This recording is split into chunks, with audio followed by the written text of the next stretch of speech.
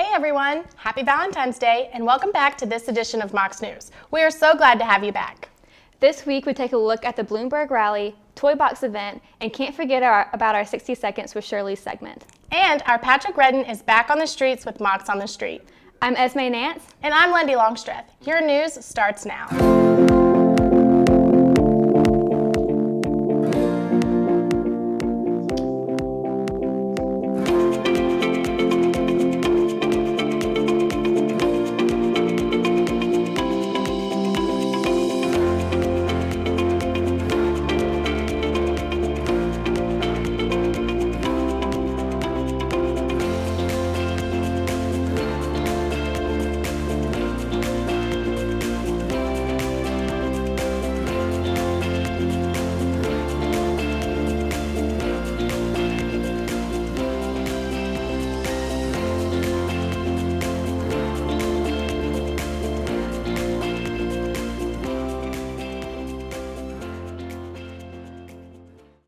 The Democratic presidential candidates race tightened up with the results from New Hampshire.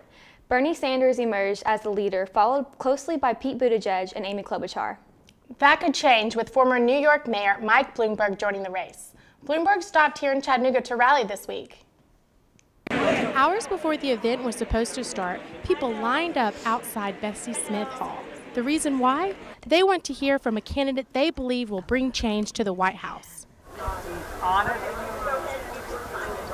and we need politicians who have honesty.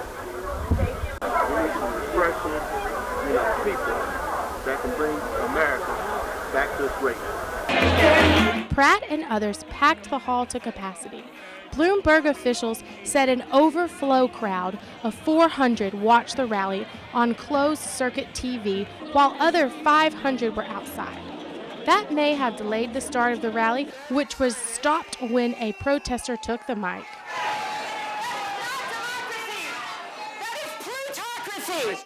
Her mic was cut and the unidentified woman was led away from the stage. The rally resumed with speeches from a Bloomberg campaign leader and the local director of the NAACP. We have a crowd outside. There's a crowd wrapped around the building because you are excited about rebuilding this country and uniting Americans. And we've got to reunite our country. Black people, white people, Latino people, gays, straight, moderates, progressive, people from all walks of life. Yes. We have to elect the best candidate to represent all people and beat Donald Trump and his divisive attacks. You don't see many presidential candidates here in Chattanooga, I'm told. Thank you for coming to Chattanooga. Thank you. My whole career, I've been a doer. And I believe we need less talk, less partisanship, less division, less tweeting. And if you are ready to clean out the Oval Office and get things done,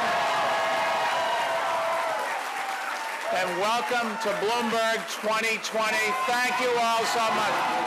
From Chattanooga, Bloomberg continued his swing through Tennessee with an evening rally in Nashville. Tennessee is one of 14 states in the Super Tuesday primary, which will be held March 3rd. Early voting is already underway. This week, Mocs are feeling the love in the air. Our Patrick Redden went to talk to students about their plans for Valentine's Day. You can find the link to the full video in the description box down below. This past Wednesday, an event was held that taught its members that toys are more meaningful to our lives than we thought. Timothy McCurry has the story. In the Chickamauga room in the UC, Dr. Erica Mishkalski taught a small yet dedicated group of students and faculty about how to successfully manage a project using toys as an example. She compared visioning to a yo-yo, establishing stretch goals to a Rubik's Cube, team building to Army Men, progress measurement to a Slinky, and celebrating to Mr. Potato Head, since you can celebrate a successful project or how far you come on an unsuccessful project. She also talked about some personal stories of her and her family and how they related to project management. Erica enjoyed doing this lecture since it was an opportunity to inspire others to think differently about leadership. So this was an opportunity to bring a program that really works with the Toy Box leadership structure that's being used for programming at UTC over the course of the academic year in a different way. At the end of the lecture, project management was compared to Play-Doh, which is a good comparison since they are both malleable, sustainable, and if done right, makes a team positive. Even if the project doesn't go well, even if a project fails, at least you made it through with your team. The Office of Student and Family Engagement held a Valentine's Day event today on campus where students were able to build themselves a furry friend. They had several options to choose from, including panda bears, polar bears, giraffes, and other lovable animals like this guy. The event was really popular too. It was said that they had ran out of animals within the first hour. If you missed it, that's okay. The Office of Student and Family Engagement has another event on February 18th at 8:30 p.m. in the Multicultural Center. This week was a wet one, but we'll be seeing a break from this rain over the next few days. Our Jemiah Beatty has the forecast for this week. Thanks, anchors, and hello, you all. This past weekend, we have definitely seen some cooler temperatures, but for next week, you can expect more of the same. For today, expect a high of 44 and a low of 25. Saturday, we'll be moving to some cooler weather this weekend, as Saturday we'll see highs of a 52 and a low of 44.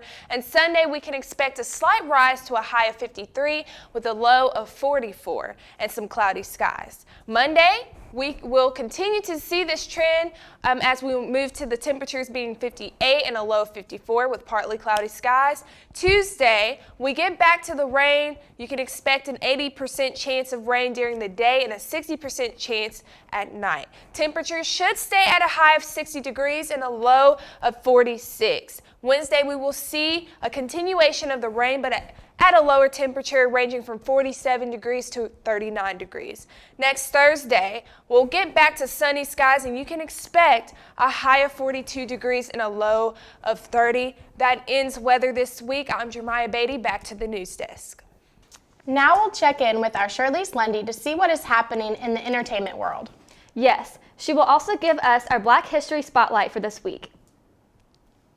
Thanks, ladies. This week in the entertainment world, singer Maya announced that she was secretly married in December. Rapper J. Cole has signed a multi-year partnership deal with Puma. According to the global director of brand and marketing, Cole will be a part of marketing campaigns, product creation, and cultural guidance. It has also been announced that singer Jennifer Hudson will be performing in the Kobe Bryant tribute during the NBA All-Star Game. This isn't the only tribute that the NBA is preparing for Kobe during the game. For this week's Black History Spotlight, we will recognize another television pioneer and one of my role models, Oprah Winfrey. Winfrey was born in 1954 in Mississippi and was later raised in Milwaukee. She attended Tennessee State University in Nashville, where she got her start in broadcast. While she was there, she was the first Black woman to win the Miss Fire Prevention pageant. She is also the first Black female to host a national daily talk show. She is the owner of O Magazine, the Oprah Winfrey Network, and Harpo Productions. She is an Academy Award-winning actress for her role in The Color Purple. All of her hard work has definitely paid off, considering that she was named the first Black woman in the Forbes billionaire list. Winfrey is still at it today, still making history. That's all for this edition of 60 Seconds with Shirley's. I'll see you next week. That does it for this edition of Mocs News. Thank you for joining us. Make sure you check out our website at mocsnews.com to continue following the news throughout the week. And while you are there, make sure to follow us on Twitter, Instagram, Facebook, and subscribe to our YouTube channel. Have a great weekend from all of us here at Mocs News.